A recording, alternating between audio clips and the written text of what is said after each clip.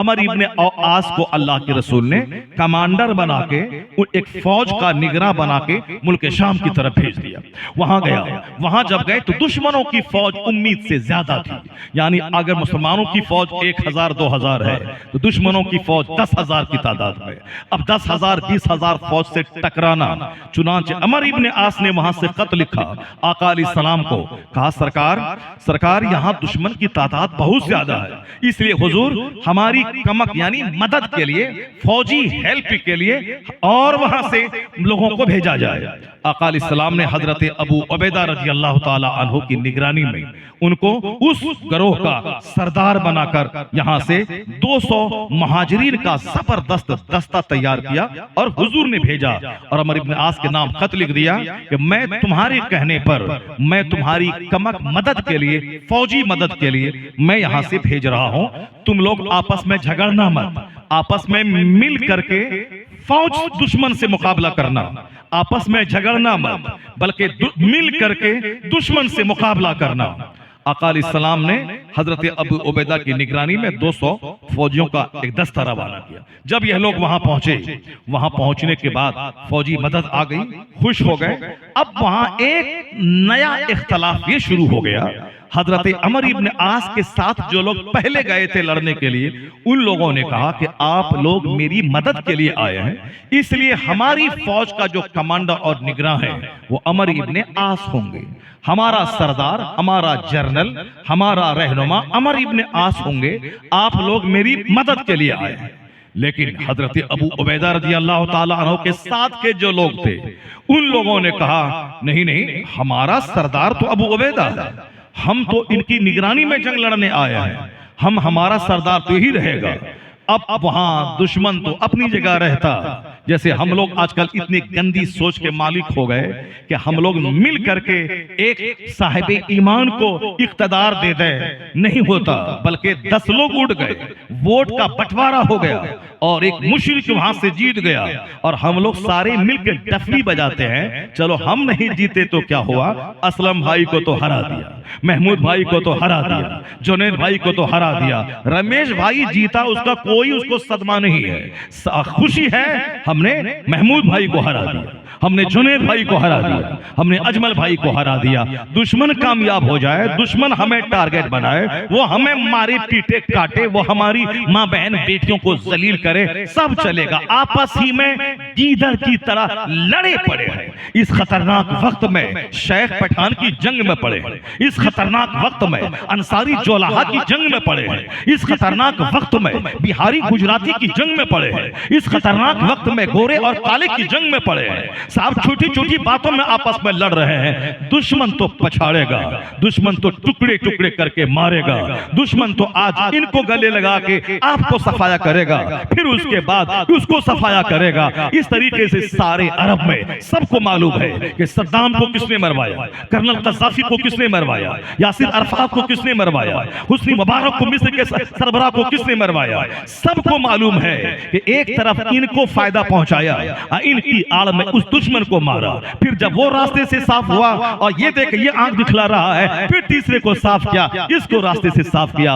वो खुश है कि हम उसको भगा दिए, हमारी हुकूमत कायम हो गई। आज जहां पता चला 10 महीने के बाद इनको भी इनकी बुनियाद को हिला डाला, इसको भी काट डाला और सारी सल्तनत पे यहूद और नसारा का कब्जा हो गया। यानी ये कठपुतली बन के रह गए। उसे हिम्मत करके आगे उठकर, छोटी छोटी बातों से ऊपर उठकर अगर इत्तेहाद का मुजाहरा सारे अरब कर लें तो इस्राइल नाम का कोई मुल्क नहीं रहेगा, क्योंकि इतने मुसलमान गल्फ में हैं। अगर सब यूनाइट हो जाए, एक पत्थर सब उठा के मारे तो इस्राइल का नामो निशान नक्शे से खत्म हो जाएगा। इतनी बड़ी आबादी मुसलमानों की है, लेकिन वो चालाक, वो अय्यार, वो इस्लाम का दुश्मन, वो ऐसे ही खुल के ओपन वार नहीं करता है, वो वहां लड़ाता है आपस में, कभी लोकल इश्यूज के नाम पे, कभी शिया सुन्नी के नाम पे, कभी दूसरे नाम पे, लड़ाता है, एक को सपोर्ट लेकर के दूसरे को तबाह करता है, फिर दूसरे को की आड़ में तीसरे को तबाह करता है।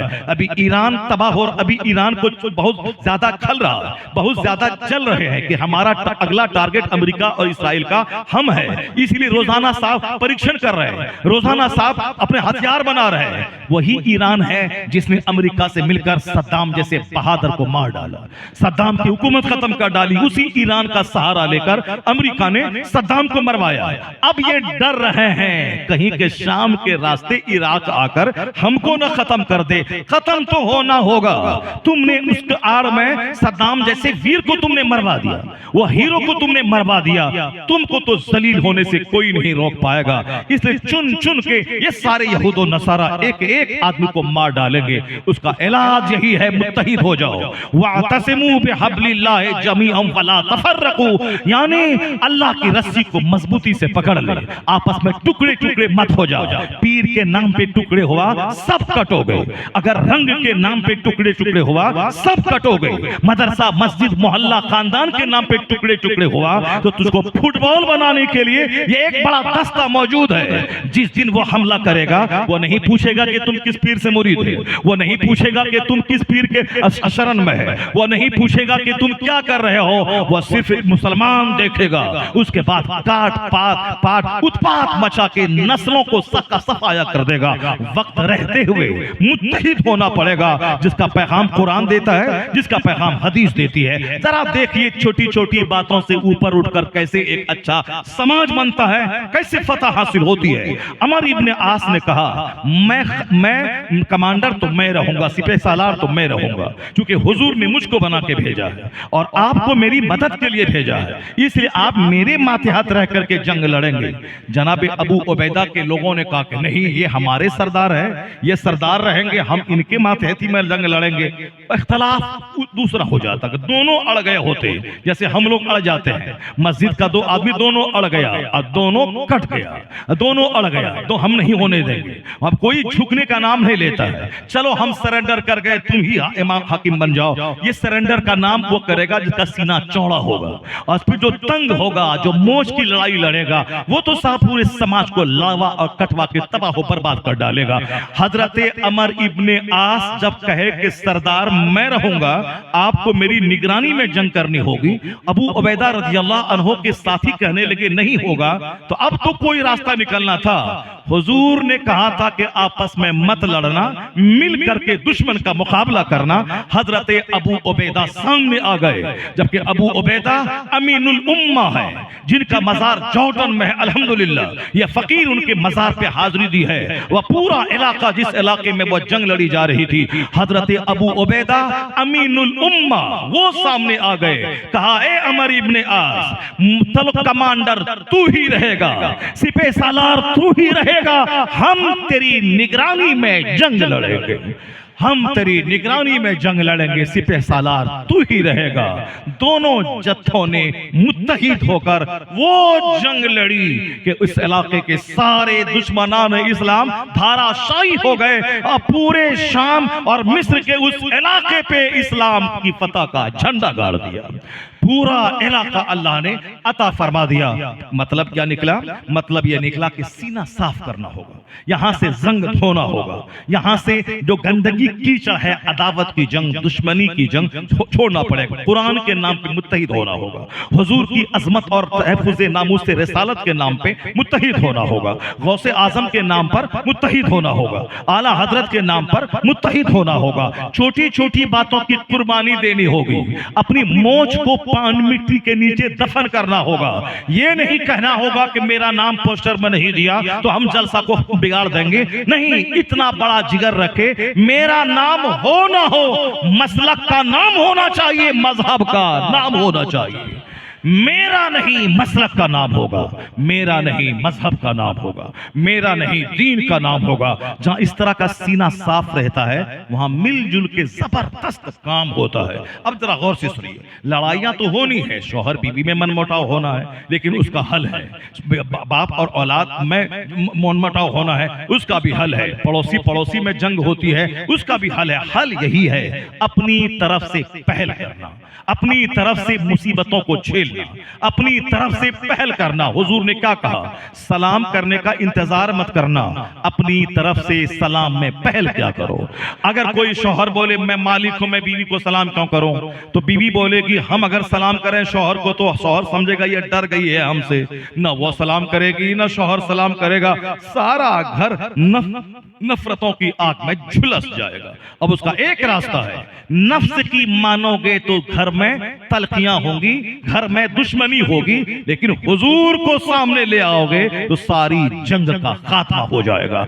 अगर मर्द ये कहे मैं बड़ा हूं या मेरे मुस्तफा बड़े थे, जिस पैगंबर का मैं कलमा पढ़ता हूं, मेरे पैगंबर जब घर में दाखिल होते थे तो अपनी बीवियों को सलाम में पहल क्या करते थे। जब सारे पैगंबरों के सरदार उसने बीवियों को सलाम किया है तो हमारे लिए मुस्तफा मॉडल है, हमारे लिए हुजूर आइडियल है। इसलिए मुस्तफा की सुन्नत समझकर शौहर सलाम में पहल करे, नफरतें गिर जाएंगी, मोहब्बतों का माहौल पैदा हो जाएगा।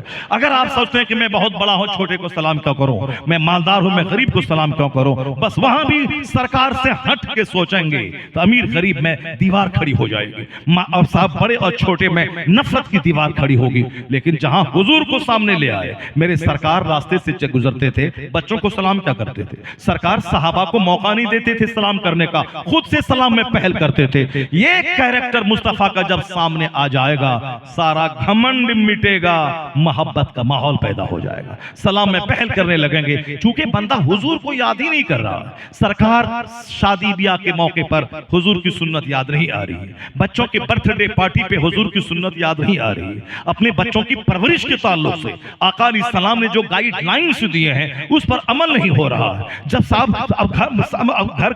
घर की तामीर हो, समाज की तामीर हो, सियासत हो, माशी हालत हो, किसी में सरकारें दो जहां की बात सामने आ ही नहीं रही। हर जगह नफ्स काम कर रहा है, हर जगह अपनी आदमी की अपनी मर्जी, अपनी ढटाई काम कर रही है, हर जगह घमंड काम कर रहा है, नफ्स मोटा हो गया है, सीना हार्ड हो गया है।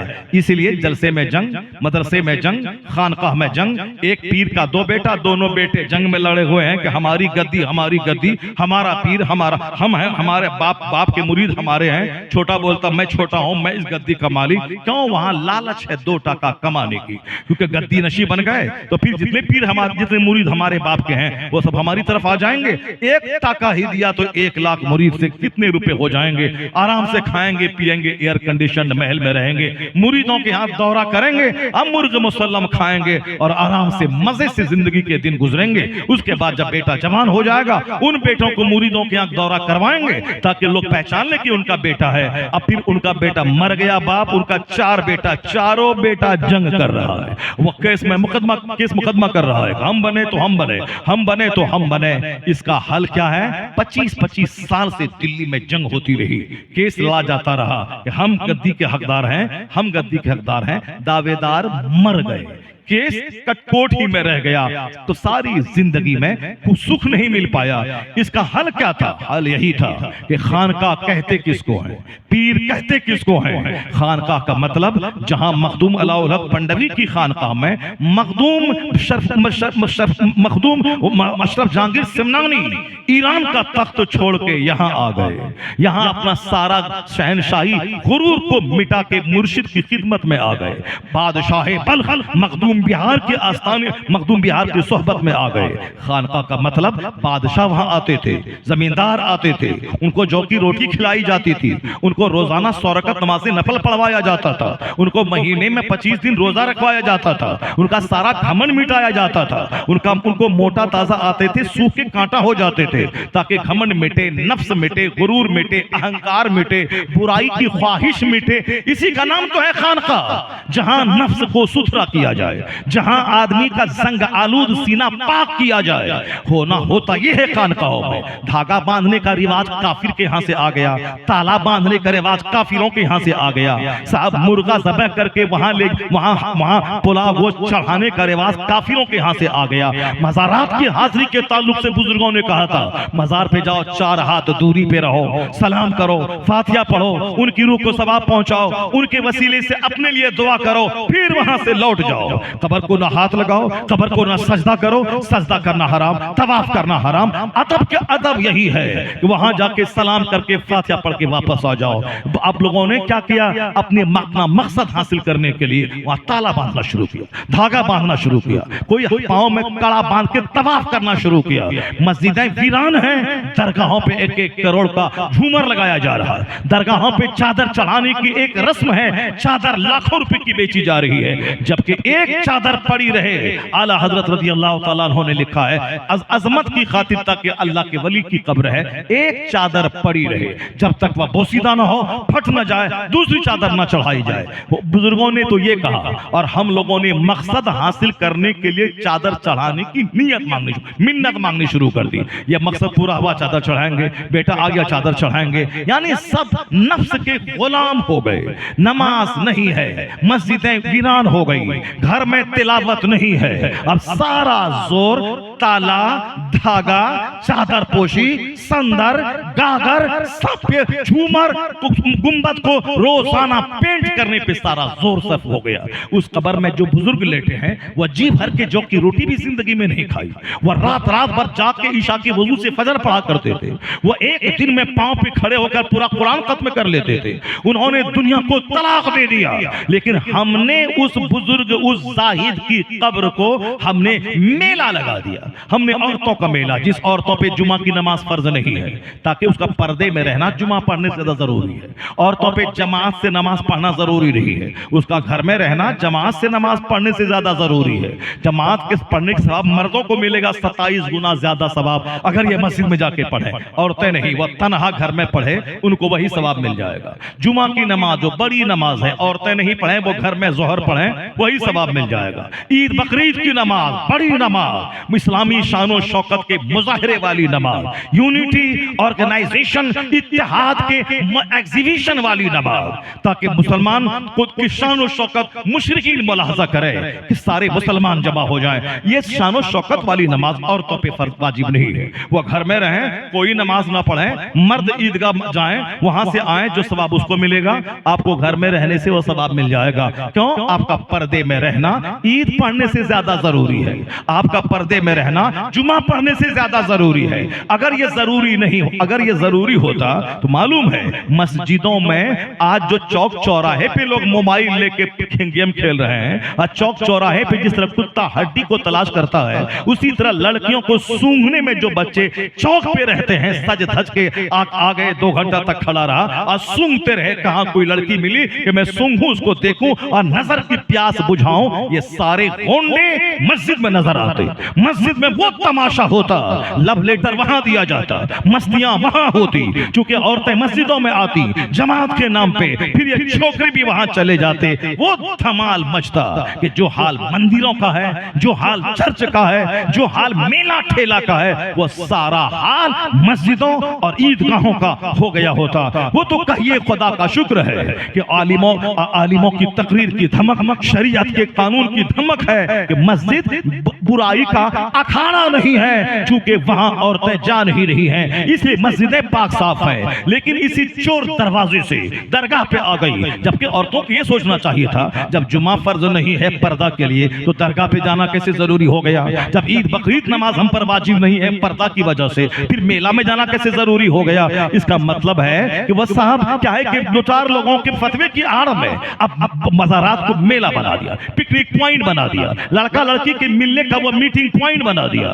2-4-10 लोगों के कव्वाली करवाने और उस कव्वाली के म्यूजिक की आड़ में, हारमोनियम और तबला बाजा की आड़ में, औरत और मर्द के मुकाबले की आड़ में उसे ज़िनाकारी का अड्डा बना दिया। हर जगहों पे 2-4-10 लड़कियों को लेके भागने का माहौल पैदा हो गया। इस्लाम पाक मजहब है, इस्लाम पाकीज़गी में विश्वास करता है, इसलिए वहां नफ्स को मिटाना होगा, दूसरे से खतरनाक मुकाबला करने के लिए बेजा तावील नहीं करनी होगी, शरीयत के तकाज़ों को देखना होगा। शरीयत चाहती क्या है, इस्लाम चाहता क्या है। इसलिए अगरचे मेरा मतलब उसके खिलाफ हो कि मेरी रोजी रोटी खतरे में पड़ जाएगी, मगर कितने दिनों तक चादरें बेच के खाएगा, कितने दिनों तक औरतों की भीड़ लगा के 2 पैसा कमा के तू शक्करपाला बेच के अपना पेट पालेगा। 10 साल के बाद तो मरना होगा, मरने के बाद क्या जवाब देगा। इस्लाम फोकस करता है नमाज पे, इस्लाम जोर देता है ज़कात पर, इस्लाम जोर देता है हज पर, इस्लाम जोर देता है ज़कात पर, इस्लाम जोर देता है फास्टिंग और रोजे पर, इस्लाम जोर देता है अखलाक पर,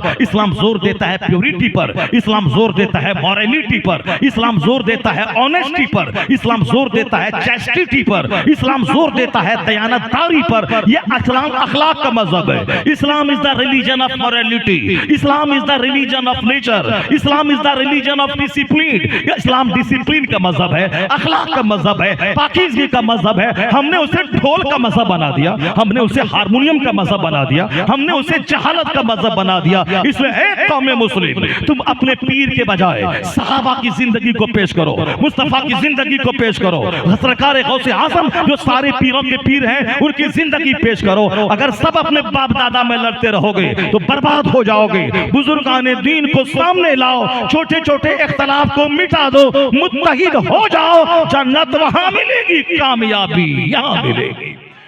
तकबीर, नारे रिसालत, पैगाम मुस्तफा, कानून मुस्तफा, खलीफाए ताजुश्शरिया, अताए ताजुश्शरिया, बस्ती बस्ती करिया करिया। नफ्स को मिटाना होगा, अपने नफ्स को पाक कर। कद अफलहा मन तज़क्का, वह कामयाब हो गया जिसने अपने आप को प्योरीफाई किया, अपने आप को गंदगी से बचा लिया। गंदी सोच, गंदा ख्याल, गंदे वसवसात, गंदे प्लान से जो अपने आप को बचा लिया। कपड़ा अगर गंदा हो तो आदमी पानी धो के साफ कर लेगा, लेकिन अगर जमीर गंदा हो जाए उसका क्या इलाज होगा, सोच गंदी हो जाए उसका क्या होगा। इसलिए कपड़ा व्हाइट पहनना कमाल नहीं है, दिल को व्हाइट रखना यह कमाल की बात है, दिमाग को व्हाइट रखना यह कमाल की बात है। नियतुल मोमिन खैरुम मिन अमली, मुसलमान की नियत उसके अमल से बेहतर है। अल्लाह इन्नल्लाह ला यंजुरु इला सुवरिकुम वलाकिन यंजुरु इला कुलूबिकुम व अमालिकुम। Allah does not see your face, Allah does not see your wealth, but Allah sees your heart, Allah sees your deeds, Allah sees your action. अल्लाह नहीं देखता कि तेरा चेहरा कितना खूबसूरत है, अल्लाह तुम्हारे अमाल को देखता है, अल्लाह तुम्हारी नियतों को देखता है, अल्लाह तुम्हारे दिलों को देखता है कि दिल में क्या चल रहा है, दिमाग में क्या चल रहा है। सामने मुस्कुराहट है और यहाँ अदावत की छुरी है कि मौका मिले फौरी पीठ में घोंप दें। अब जहाँ ये 2 रुखे लोग रहेंगे उस समाज में चैन सुकून कहां से मिलेगा। बुजुर्गों की जिंदगी का एक चैप्टर मैं खोलता हूं, उसको आप गौर से सुनिए। कैसे कैसे लोग थे, कैसी कैसी सोच थी, आपस के इख्तलाफात को किस तरह से निपटाते थे।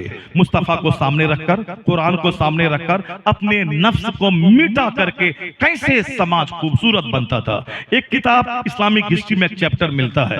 एक काजी मुनजिर नाम के एक बड़े नेक, बड़े सालेह और बहुत मुत्तकी परहेजगार एक बुजुर्ग थे जो मस्जिद में नमाज पढ़ाते थे और शहर के काजी थे। काजी मतलब चीफ जस्टिस, जो मुकदमात का फैसला करे, तलाक, निकाह, खुला और दूसरे उमूर को वह देखता रहे। काजी मुनजिर वो मस्जिद के इमाम, जुम्मा की इमामत करते थे। जो बादशाही वक्त था, वो मिस्र का जो बादशाह था, वो बादशाह मकान बनाने में इतना मस्त हो गया था कि नमाज़े पंजगाना तो छोड़िए, जुमा में भी ताखीर से आता था, जुमा में भी ताखीर से आता था। इस कदर बड़े महल बनाने का ख्वाब उसके दिमाग में आया, उस महल में मसरूफ हो गया। नमाज़े पंजगाना तो छोड़िए, जुमा के लिए भी आने में तरद्दुद होता था और गाहे बगाहे नमाजें उसकी छूट जाती थी।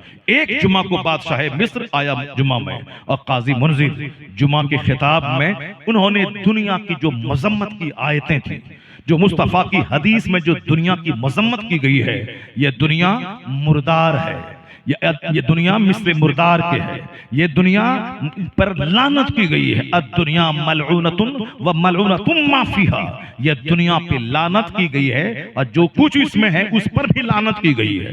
दुनिया के तलबगारों पे लानत, मगर इल्ला आलिमुन और मुतअल्लिमुन और जिक्रुल्लाह व मा वाला, यानी अल्लाह का जिक्र, आलिम इल्म सीखने वाला और जो चीज इल्म दीन से रिलेटेड है वो, उस पर लानत नहीं है। क्या मतलब? मकान बनाना कमाल नहीं नहीं है, अपने अखलाक को संवारना ये कमाल की बात है। अपनी जमीन का मुकाबला करना ये कमाल नहीं है, बल्कि तमाम फराइज़ और वाजिबात को वक्त पे अदा करना ये कमाल की बात है। काजी मुनजिर ने जबरदस्त तकरीर कर दी जुमा के दिन, तामीरात के वबाल के एतबार से। कुल्लु बिना य वबाल इल्ला भी जरूरत, हदीस में आया है तमाम तामीर बासे वबाल है मगर जो जरूरत के तहत हो, यानी जो मकान दिखावे के लिए बनाए वह मकान उसके लिए लानत है, वो मकान उसके लिए बद्दुआ करेगा। हम मकान का मुकाबला करने नहीं पैदा हुए हैं, हमारी गर्दन पे तो मौत की तलवार लटक रही है। किस वक्त मौत आ जाए, मुसलमान जन्नत के लिए पैदा हुआ है, जन्नत की तैयारी के लिए पैदा हुआ है। इसलिए ये दुनिया आखिरत की खेती है, दुनिया मजरातुल आखिरा, ये दुनिया आखिरत की खेती है। इस दुनिया में बंदा उस जन्नत के हासिल करने वाला काम करे, उसी में से टाइम निकालकर खाने पीने के लिए थोड़ी मेहनत कर ले, पहनने ओढ़ने के लिए थोड़ी सी मेहनत कर ले, बाकी सारा फोकस उस जन्नत का महल जो सोने चांदी की ईंट से बना होगा, जो मुश्क और कस्तूरी के गारे से जिसको जोड़ दिया गया होगा, जहां की जमीन हीरे जवाहिरात की होगी, जहां खूबसूरत बीवियां जो थूके तो सातों समंदर का सॉल्टेड वाटर स्वीट हो जाए, जहां शराबन तहूरा की नहरें, ये सारी बहारें अल्लाह ने जन्नत में तैयार कर दी है। सब कुछ उसके लिए जो इस दुनिया में जन्नत की तैयारी करेगा, ईमान लाएगा, अच्छा काम करेगा। जाहिर सी बात है जिसके घर में दीनी माहौल होगा, जहां चर्चा हदीस कुरान का होगा, उसके बाल बच्चे IAS ऑफिसर बनने के बाद भी गुलामे मुस्तफा बन के रहेंगे, वह मोमिन बन के रहेंगे। और जहां दीन का चर्चा नहीं हुआ, जन्नत का चर्चा नहीं हुआ, सिर्फ DLED, इंजीनियरिंग, मेडिकल कॉलेज, साहब नेतागिरी, साहब पैसा कमाना, उद्योग लगाना, दौलत जमा करना, वहां के बाल बच्चे खूबसूरती के दिलदादा होंगे, माल पर आशिक होंगे, छोकरी की वजह से दीन लूटे मगर लड़की चाहिए, नौकरी के लिए चाहे दीन लूटे दाढ़ी लूटे मगर नौकरी चाहिए। वयुबी और दीनहु बिआरतिन मिन दुनिया, मुस्तफा कहते हैं आखिर जमाने में मुसलमान इतना अंदर से डैमेज हो जाएंगे कि दुनिया के बदले में अपना दीन बेच डालेंगे, इतना बेचेंगे कि सुबह रहेंगे मुसलमान, शाम काफिर हो जाएंगे, शाम मुसलमान रहेंगे, सुबह काफिर हो जाएंगे। कोई तंजीम इसको रोक नहीं पाएगी। मुसलमानों के हजारों बेटे काफिरों के साथ भाग रहे हैं, मुसलमानों की लाखों बेटियां मुशरिकों के साथ भाग रही हैं। उसका वाहिद जिम्मेदार वो घराना है जहां खेल का, तमाशा का, अमिताभ का, गाने का, म्यूजिक का, हारमोनियम का, तबला बाजा का, माल कमाने का जहां शौक दिलाया जाता है, वहां तो जहां चेहरा मिला अच्छा, ईमान लुटा के उनके साथ भागी जाएगी बेटियां। हमने बेटी को बताया कब यह दुनिया आरजी है, यह दुनिया फानी है, यह जवानी चंद दिनों की कहानी है, मौत इंतजार कर रही है, मरने के बाद जहां खरबों साल रहना है, असल आराम वहां का, असल तकलीफ वहां की। इसलिए ये दुनिया पे फोकस न किया जाए। अगर हम उसे जन्नत की कहानी बताते, आखिरत की कहानी बताते, पुलसरात पे 500 साल के बराबर जो रास्ता है, बारीक से तलवार से ज्यादा तेज, बाल से ज्यादा बारीक, ये कहानी बच्चों को बताते, बच्चियां हमारी सहम जाती, वह दुनिया में लज्जतों की खातिर अपने ईमान का सौदा न करती। अगर हम उसे हदीस सुनाते, बुजुर्गों की कहानी बताते, अगर बेटियों को कोई काफिर 10 करोड़ रुपए का ऑफर देकर उसके ईमान को लूटना चाहता, यह कहती मैं तेरे चेहरे पे थूक दूंगी, जिंदगी भर कुंवारी रह जाऊं मगर ईमान का सौदा नहीं करूंगी, मगर ईमान का सौदा नहीं करूंगी। ये वही बोलेगी जिसके बाप ने घुट्टी में इस्लाम पिलाया होगा, जिसके बाप ने जन्नत की बात बताई होगी, जिसके बाप ने दुनिया को चंद दिन की कहानी और असल आखिरत की कहानी, उसकी दास्तान सुनाई होगी। तब उनके बेटे बचेंगे जहां हमेशा हुस्न की, स्मार्ट की, लव की, अफेयर की, प्यार की, नेतागिरी की, इंजीनियरिंग की, मेडिकल साइंस की, साहब क्या है कि ट्रेनिंग की, जहां नीट निकालने की, जहां साहब नीट निकालने की, बीएड की, एमएड की, डीएलएड की जहां चर्चा होगा, वहां तो एक टका ईमान बेचवा देगा, एक लड़की का चेहरा ईमान बेचवा देगा। हुजूर ने कहा आखिर जमाने में मुसलमान इतना डैमेज हो जाएगा कि सुबह मुसलमान रहेगा, शाम काफिर हो जाएगा,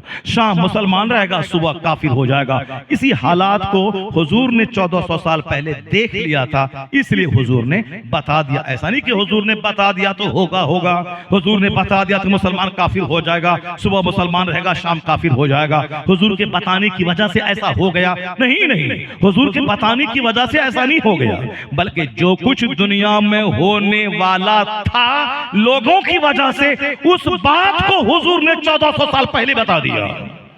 जो कुछ होने वाला था समाज में, ड्रामा शराब का, शबाब का, ज़िना का, सूद का, वो सारी बातें मुस्तफा ने 1400 साल बता दी। आखिर जमाने में इल्म उठ जाएगा, शराब जबरदस्त ढंग से लोग पिएंगे, ज़िनाकारी आम हो जाएगी, ज़िनाकारी आम हो जाएगी। जिस तरह जानवर एक दूसरे से मिलते हैं, उसी तरह रास्ता चलते लोग ज़िना करेंगे, कोई उसको बुरा समझने वाला नहीं रहेगा।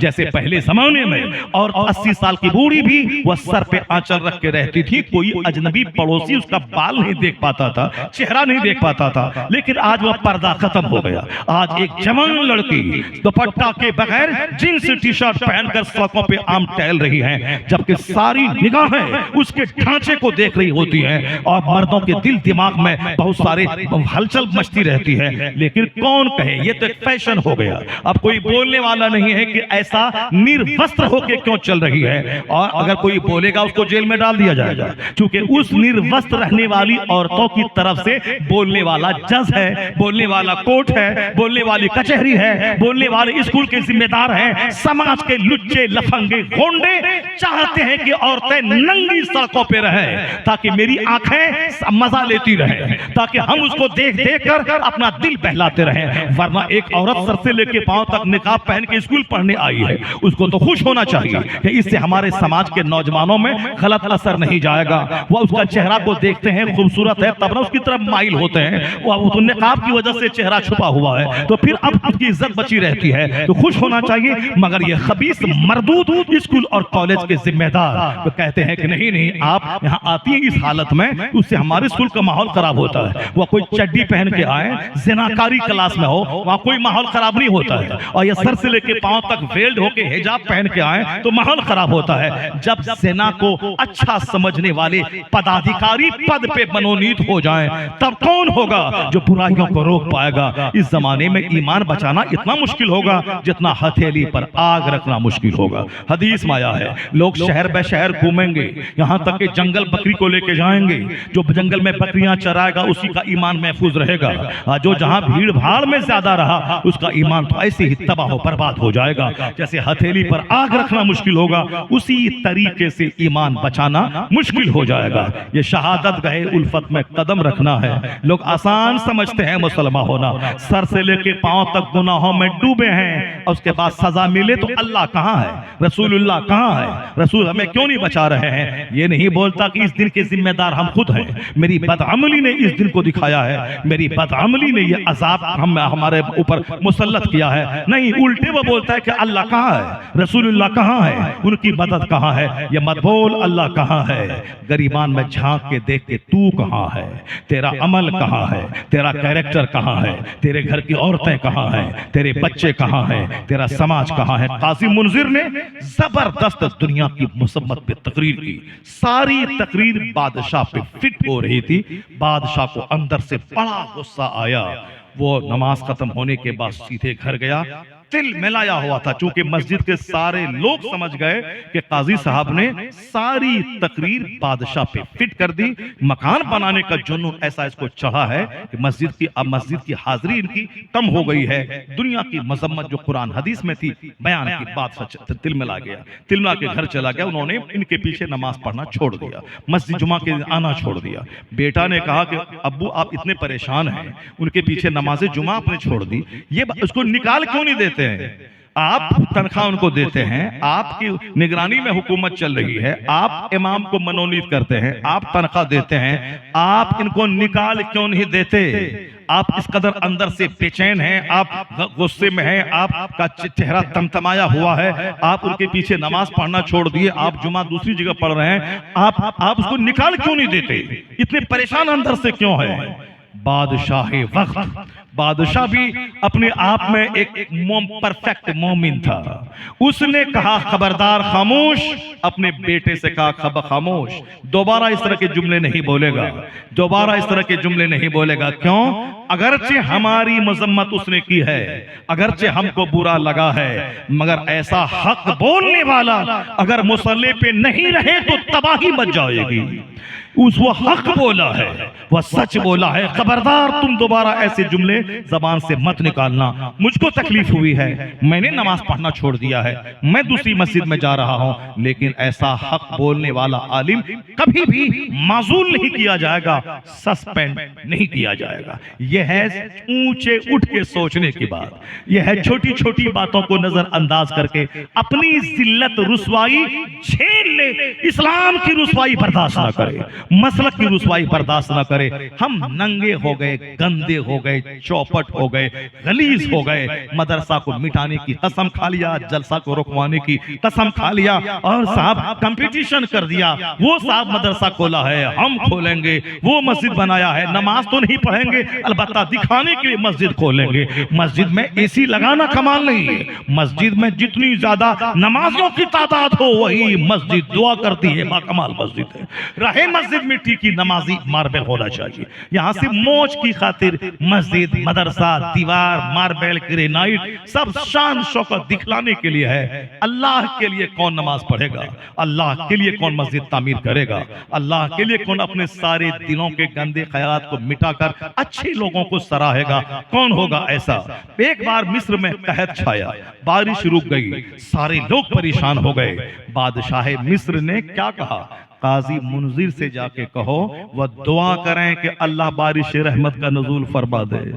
वही जिनके खिलाफ उन्होंने तकरीर की थी, वो क्या कहते हैं अपने गुलाम से, काजी मुनजिर से जाके कहो कि बारिश बंद हो गई है, लोग परेशान हैं, वो दुआ करें कि बारिश हो जाए। अल्लाह समद। जब बादशाह मिस्र सुल्तान अब्दुल नासिर का जब काजी मुनजिर के पास पहुंचा तो काजी साहब ने कहा कि बादशाह इस वक्त क्या कर रहा है? इस वक्त में कहत छाया है, बारिश रुक गई है, मुझसे दुआ की दरखास्त करने के लिए तुमको भेजा है, ये बताओ कि बादशाह इस वक्त कर क्या रहा है? कहा बादशाह इस वक्त जमीन पे अपनी पेशानी रगड़ रगड़ के दुआ कर रहा है। बादशाह मिट्टी पे अपनी नाक पेशानी रगड़ कर वो दुआ कर रहा है, रो रो कर।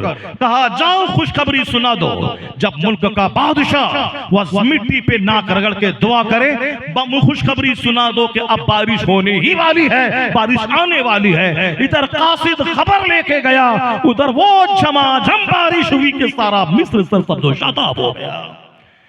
ये है बुजुर्गान दीन की वो कहानियां जो हम जैसे गंदों को अपना आईना दिखलाती है। कैसे वह लोग कुव्वते बर्दाश्त, कुव्वते सब्र के मालिक थे। वह लोग छोटी छोटी बातों, गंदी गंदी बातों के पीछे पड़कर इस्लाम का, मस्जिदों का, मदरसे का नुकसान नहीं करवाते थे।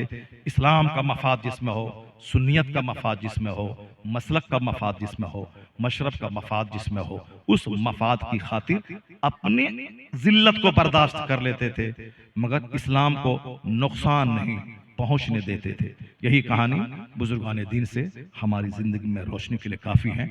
मैंने कहा आपसे कि एक खातून बगदाद की सर से लेके पांव तक नेकी का मुजस्समा है, और एक बाप दिन भर जिहाद, रात भर सजदा। एक खता हो गई, उसकी माफी के लिए 10 साल तक नौकरी, फिर लूली लंगड़ी अपाहिज गोंगी से निकाह करने का की शर्त पर राजी हो जाना, ताकि सारी तकलीफ दुनिया की मगर कयामत के दिन बेदाग होके जाऊं, वहां अल्लाह के नजदीक शर्मिंदा ना होना पड़े।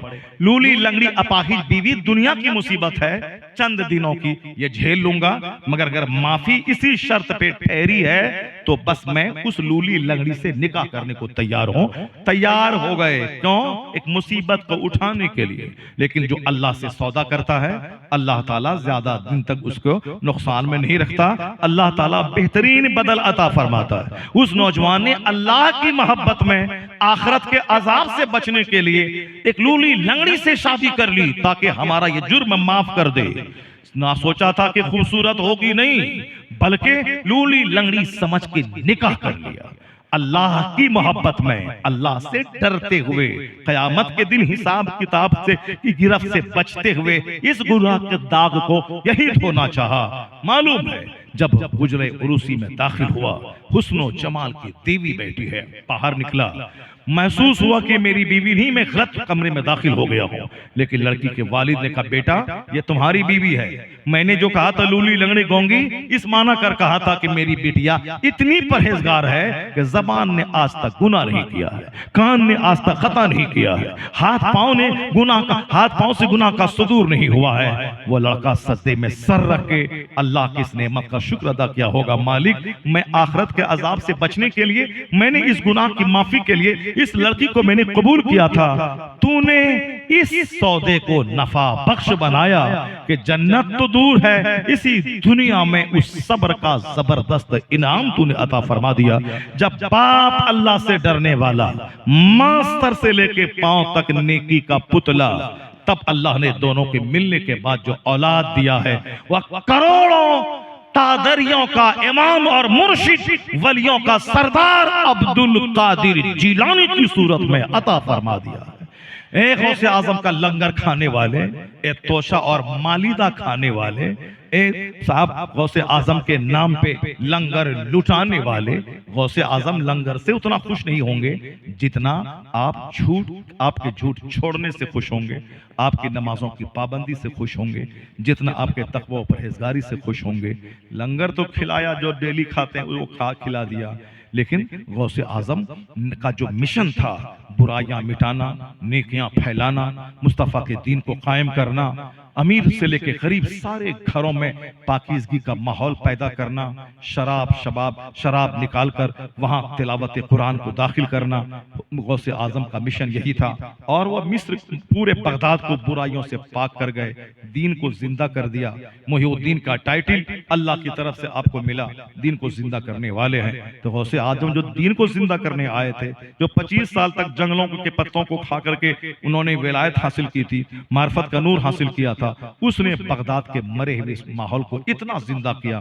मदरसा जिंदा हुआ, खानका जिंदा हुई, मस्जिद का निजाम चुस्त और दुरुस्त हुआ। 70-70 हजार लोग आपकी तकरीर सुनने के लिए आने लगे। यानी जो जहां दीन मर चुका था, गौसे आजम की मेहनतों से अल्लाह ने दोबारा दीन को जिंदा कर दिया। इसलिए गौसे आजम का नाम अब्दुल कादिर था, उसका नाम हो गया मुहिउद्दीन, दीन का जिंदा करने वाला। तो जो दीन को जिंदा करेगा, दीन के लिए मेहनत करेगा, वह गुम नहीं होगा। आज 800 साल हो गए, अल्लाह ने दीन की खिदमतों का इनाम गौसे आजम को यह दिया कि बगदाद से उठाया, शोहरत के आसमान पे पहुंचा दिया। आज पूरी दुनिया में सरकार गौसे आजम की अजमत का डंका बज रहा है। जो सिर्फ अपने लिए खाएगा, पिएगा, मरेगा, उसका बच्चा भी उसकी कब्र पे नहीं जाएगा। और जो दीन के लिए जिंदा रहेगा, अपना बेटा हो न हो, लाखों बेटों के दिल में अल्लाह उसकी मोहब्बत डाल देगा। इसलिए जमींदारों की कब्रों पे जानवर चरते हैं, मगर फकीरों, दुर्वेशों, अल्लाह वालों की कब्र पे गुलाब चढ़ाया जाता है, वहां मुश्क और अंबर लगाया जाता है। लाखों करोड़ों की भीड़ रहती ताकि दुनिया जान ले, जो बाल बच्चों के लिए सिर्फ जिएगा, उनके बाल बच्चे भी उसको भूल जाएंगे। और जो रब के दीन के लिए जिएगा, रब करोड़ों दिलों में उसकी मोहब्बत अता कर देगा। यही सबब है कि अल्लाह के वलियों के नाम से कॉन्फ्रेंसें होती हैं, उनके मज़ारात पे करोड़ों की हाजिरी होती है। यह हाजिरी इसीलिए ताकि लोग उनकी जिंदगी से नूर हासिल करें, उनकी जिंदगी से जज्बात हासिल करें, उनकी जिंदगी से इंथुजियाज्म हासिल करें, उनकी जिंदगी से उत्तेजना हासिल करें, उनकी जिंदगी से प्रेरणा लें, उनकी जिंदगी से जिंदगी गुजारने का नुस्खा वहां से हासिल करें। इसलिए हुजूर ने कहा था, मैं कब्रों की ज़ियारत से तुझको रोका था, तो अब मैं कहता हूं फज़ूरूहा, ज़ियारत क्या करो। क्यों? फ़इन्नहा तुज़हिदु फ़िद दुनिया व तुज़क्किरुल आखिरह। इसलिए कि कब्रों की ज़ियारत से आखिरत याद आएगी और दुनिया की चाहत घटेगी। हुजूर ने इसीलिए कहा था कब्रों की ज़ियारत क्या करो कि आखिरत याद आएगी और दुनिया की चाहत घटेगी। हम लोगों ने उसी कब्र को धागा, तागा, मेला बना दिया, दुनिया मांगने का जरिया बना दिया। जिस कब्र की हाजिरी को हुजूर ने दुनिया की चाहत घटाने का जरिया बनाया था, हमने उसी कब्र को दुनिया बटोरने का जरिया बना दिया।